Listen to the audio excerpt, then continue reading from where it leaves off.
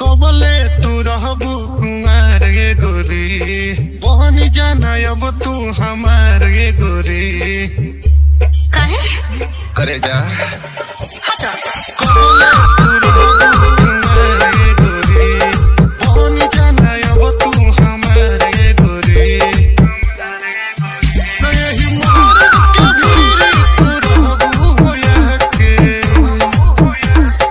ले जा राजा दुल्हन बना के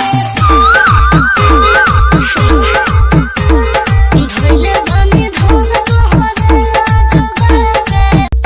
लव के पढ़ाई तू कइलू हमरा साथे, लागत कि चली जइबू दूसरा के हाथे।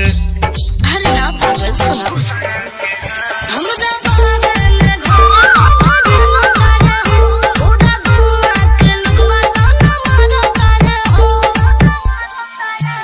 अपना घर के देखो मना के, अच्छा ले जा राजा दुल्हन बना के।